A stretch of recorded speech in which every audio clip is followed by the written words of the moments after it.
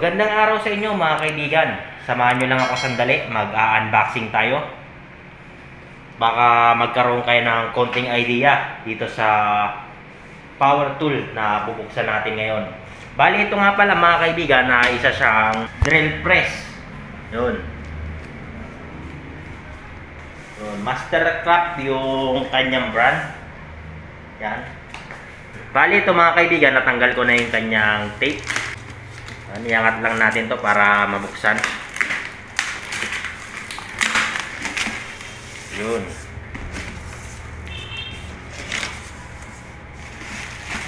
Yun, ito yung kanyang manual. Yun, bali alisin natin itong mga to.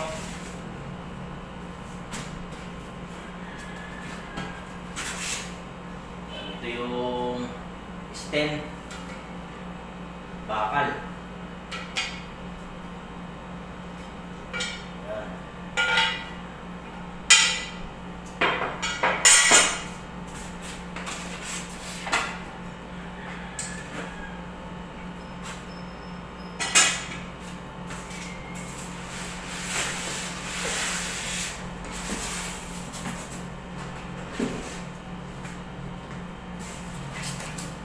Bali ito yung kanyang yung tubo para sa stand.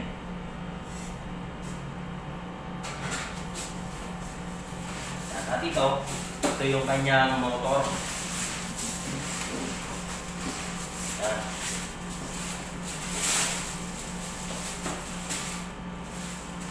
Bali, alisin ko lang yung kanyang kanyang karton para makita natin na maliwanag. Yun.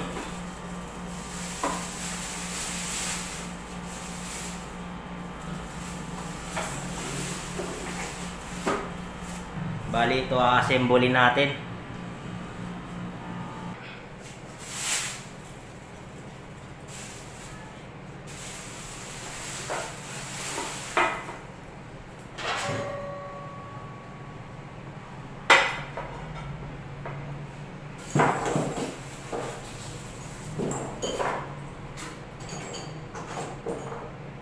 Yung mga kaibigan, bali may tatlo siyang tornilyo dito. Lagyan lang natin siya. Yun, ayos na. Nakahigpitan na natin lahat ng tornilyo. Ayan. Tanggalin natin to. Ito nakabalot. Yan, bali yan. Ilagay lang natin to. Itong kanyang rack table. At pati itong lock. Para dito sa adjuster para hindi siya bumaba o di kaya tumaas. Ito yung lock na nagsisilbi. Ilagay lang natin siya dito. Pagsabay na natin na ipasok.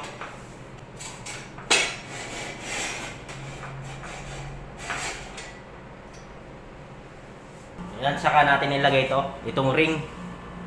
Yan, lalagay natin siya dito. Para yan dito. Yan, ganyan yung position.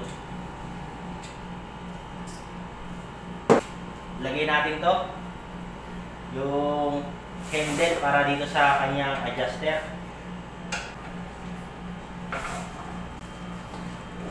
Yan, ito. Yan, mayroon siyang butas dyan. Lalagay natin.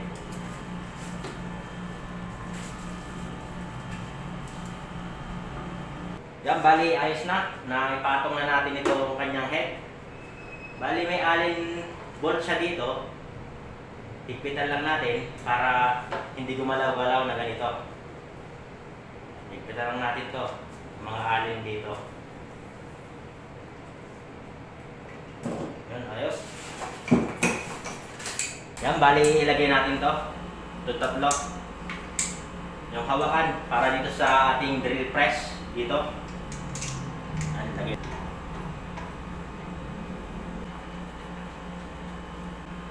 Yan, ayos. Ngayon, ilagay naman natin yung kanyang chunk. Yung para dito sa ilalim. Yung kabitan ng drill bit.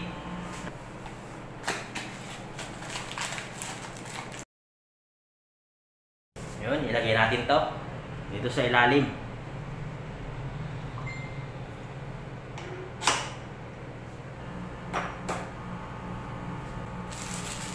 Ayan dito. Na-assemble na natin ng buo.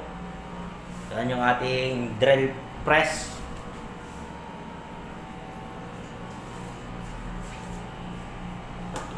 Buksan natin to.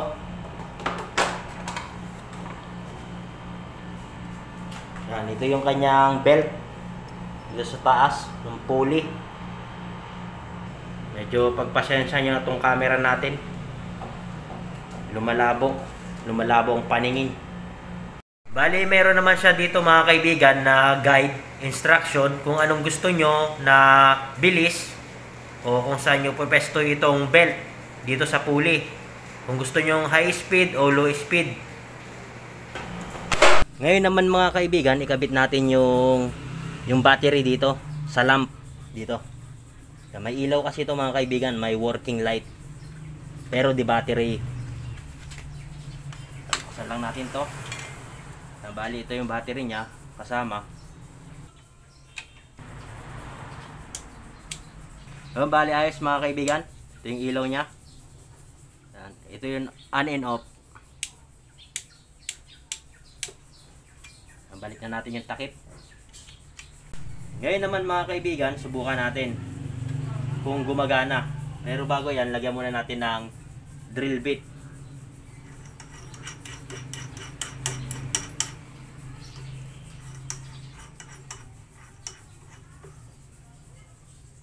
Higpitan natin.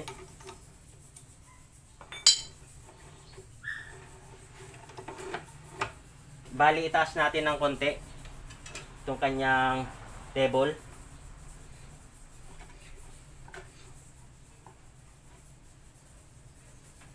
Bali, ayos na yan. Bali, ito nga pala mga kaibigan ay 110 volt. At ito naman yung kanyang switch dito. Itaas lang natin. Yan, ayos, gumagana.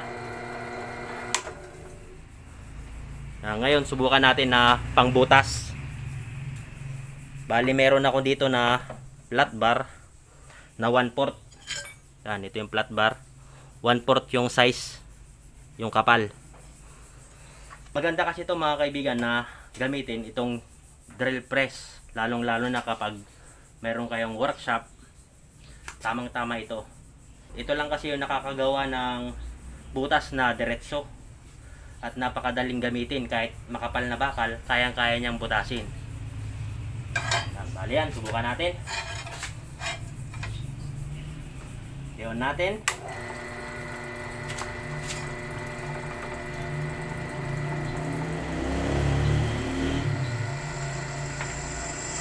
Yun, ayos mga kaibigan. Kunting ano lang, kunting tiga lang yung ano, kunting ano lang oh. Napaka ano lang na, hindi ko sa inaano, dinidiinan. Tingnan niyo, makikita niyo, talagang napakabilis niyang gamitin na pangbutas.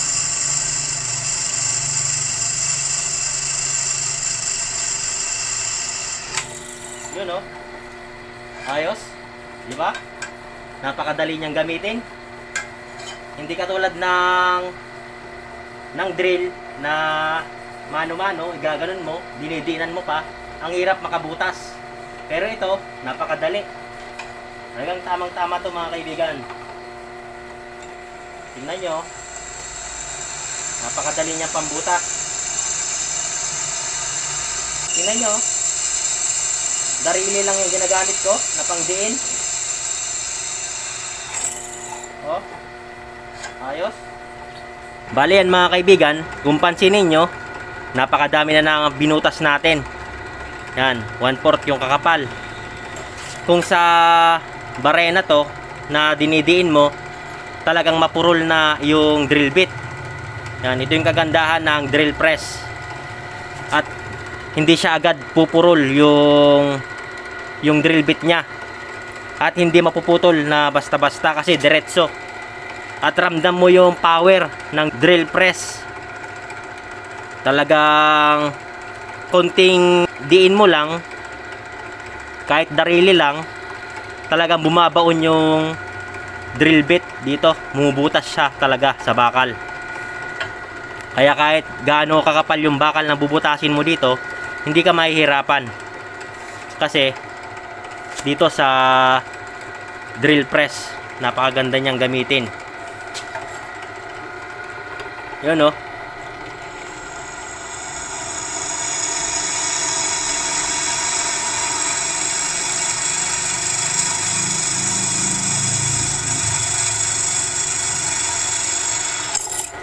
Yun.